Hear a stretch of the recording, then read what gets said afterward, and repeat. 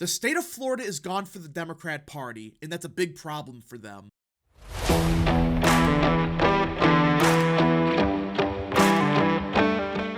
What is up, people of the internet? It is me, Real American, back again with a new video. Today, it is time to talk about the state of Florida because everyone, the state of Florida is gone for the Democrat Party. I know, this is such a shocking revelation, but new voter registration data points to, hey, this state ain't going Democrat for a very long time, as Republicans have taken a almost 900,000 voter registration edge in the state. But not only that, Republicans have out-registered Democrats by almost 34,000 people in 1 month. Now, before we continue with today's video, I hope you enjoy these type of videos. If you do, smash the like button down below, subscribe, share with your friends, hit that little bell, follow the social media accounts in the description down below, and of course, join the channel today. Again, folks, all support is greatly appreciated, and yeah. Now, let us get right into it because this is just shocking. I mean, think about it. Almost 900,000 more Republicans live in Florida than Democrats. Remember, this was a swing state only a couple of years ago, but now it is a heavy Republican state. Now, on paper, though, 900,000 people may not seem like that much. Like, yeah, almost 1 million people. That's quite a bit of people, don't get me wrong, but there are tens of millions of people that live in Florida. So why is this such a big deal? Well, just look at the prior party affiliation in the state. Just a couple of years ago, let's go back to 2019. Democrats had a 200,000 voter registration advantage in the state. Yeah, just back in 2019, hell, as late as 2020, Democrats held an almost 100,000 voter registration advantage in the state. You go back a couple of years to 2017, it was close to 300,000. But you can go all the way back to 1972. Look at this. Republicans haven't led in voter registration in modern history in the state. Not once. I mean, look at this. 2004, 400,000 more Democrats. 2003, 300,000 more. 2002, 300,000 more. And these are years that Republicans did pretty good in the state. Hell, back in 2016, Trump won the state despite there being over 300,000 more Democrats than Republicans. So, in all these elections, Republicans won 2016, 2004, 2000, despite Democrats having a huge advantage.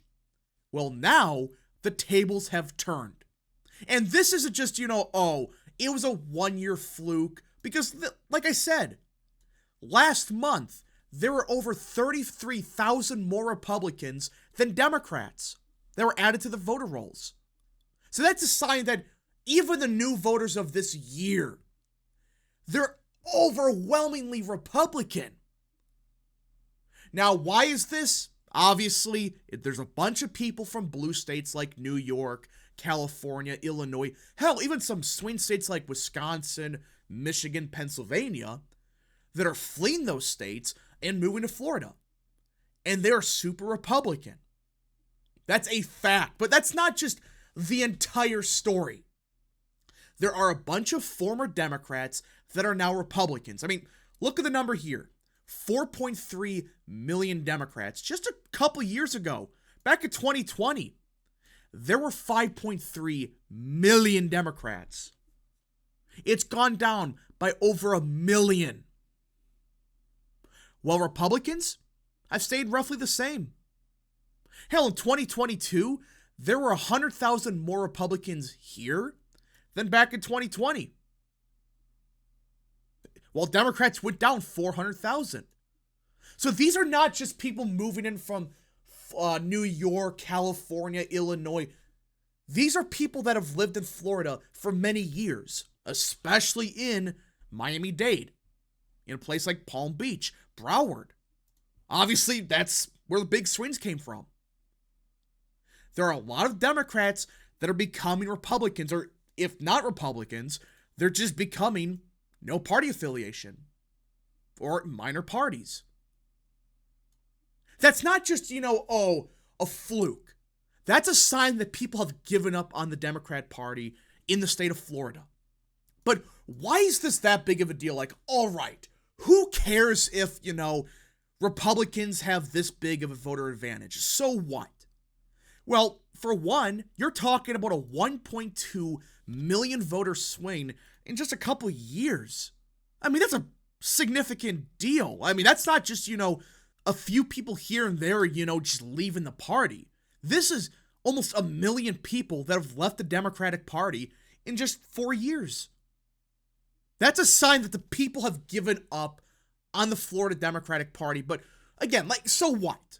Well, for one, the state of Florida, which has been a swing state for decades, I mean, it's been purple for a long time, is now deep red. So that's automatically a bunch of electoral votes going to the Republican Party, no matter what. But remember, they're growing so fast that the number of electoral votes is going to keep going up. And that's the biggest problem for Democrats that I don't think they understand. Yeah, you have a fast-growing state like Georgia, which is being more Democrat, but Florida is one of the fastest-growing states, and they're going to gain way more electors in the next 10 years. That's going to hurt Democrats a lot more than people expect, because they're losing a bunch of electoral votes out of California. It's moving to Florida. Same thing with a state like Idaho. You combine that on the electoral front for the presidency, that's a huge ordeal that, Republicans are winning this state no matter what. And they're winning not just the presidency, but the governorship, like DeSantis showed. He won by 19 points. Hell, Marco Rubio won by the same margin. You had races for the attorney general, same deal. Commissioner of Agriculture, same deal. But in my opinion, that's important. All right, yeah, that's 2 free Senate seats no matter what happens, That's control of one of the biggest states, all of that. But here, in my opinion, is the biggest concern for Democrats to top it all off. Congressional races. And I understand that, we're a few years away from this happening, but think about this for a second. Back in 2022, nearly every single part of Florida had a huge swing to the right. Hell, even the Panhandle. But the largest swings came around Orlando and Miami. Take a guess where the Democrats' remaining House seats are under the current map. Miami and Orlando. You can probably guess what I'm alluding at. Listen, not every district's going to shift the exact same, but back in 2020, DeSantis did better in every single district, whether it was a deep blue seat, whether it was a light blue seat, it doesn't matter. Ron DeSantis did way better, and Trump is probably going to do maybe a little bit worse. I don't think he's going to win by 20, but he's going to win the state probably by 10 to 15 points. But when you account for trends in the state, and hey, they're not slowing down. In fact, in some areas, they're accelerating. And you can just look at some of these districts, like Florida 9th. This was a Biden plus 17 district. Florida 23rd was Biden plus 13. Now, I'm not saying they're going to flip this cycle, but let's just say, all right, down the line, a Republican at the presidential level does 20 points better in the state of Florida, right? Let's say he wins by, what? Trump won the state by 3.5. Let's just say Republican wins it by just 23. Just a 20-point shift, which is, based on this voter registration data, entirely possible. But let's just assume that.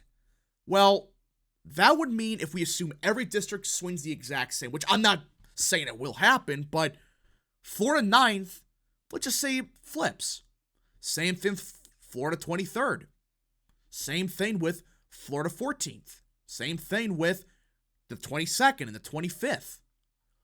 And all of a sudden, Republicans would have 5 extra seats to work with. And again, this is the doomsday scenario. The trends keep accelerating, Democrats fall apart, nothing goes right. But let's just assume, all right, this happens and Republicans gain 5 extra seats.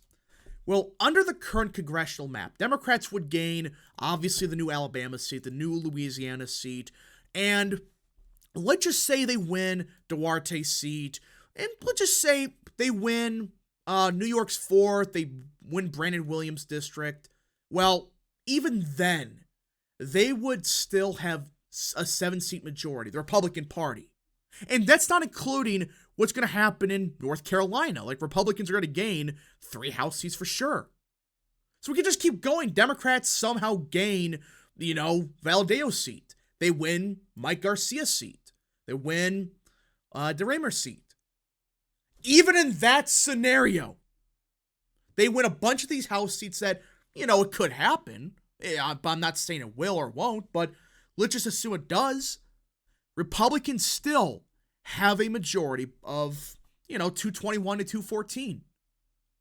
And that's assuming Republicans win nothing else. Nothing else in Ohio, nothing else in Michigan, Pennsylvania. And even if, Republicans of Florida, they don't win all 5 of them. They just win 2 of them. They win the 2 quote-unquote competitive seats. They're not really competitive yet, but let's just say they win only 2 of the 5. Even then, Republicans would have a 1-seat majority. Yeah, it's 1 seat, but Republicans would still have the majority. And in fact, Democrats would have a super difficult time at winning back the House, which is crazy to think about, but especially under this current map of, we got to win everything in California. We have to run the table in Florida to make sure we only lose 2 out of 5. And we need to pick off a couple districts in New York. Let's just say they win Lawler's and Molinaro's seat. And on top of that, they cannot afford to lose any other seats in, say, North Carolina or Michigan. Again, we could just assume that, say, Democrats win Schweikert's seat down the line. Okay, Republicans could theoretically win through Cartwright's seat or Wild's. That's the problem that Democrats are going to have if they continue to implode in Florida at the House level. I mean, you're talking about just 2 seats, but under the current maps, those 2 extra seats for the Republican Party could be enough for them to retain the majority. And Democrats would have to have everything go right for them to maybe squeak by a 1 to 2 seat majority. Either way, this is a hypothetical. It's not going to happen more than likely this cycle, but we could see it in 10 years where, Republicans sweep everything in Florida and Democrats' pathway to the House. Virtually impossible. Anyways, folks, thank you so much for watching. If you guys did enjoy this video, smash the like button down below, subscribe, share with your friends, hit that little bell, follow the social media accounts in the description down below, and of course, join the channel today. Thank you so much. Godspeed to all of you.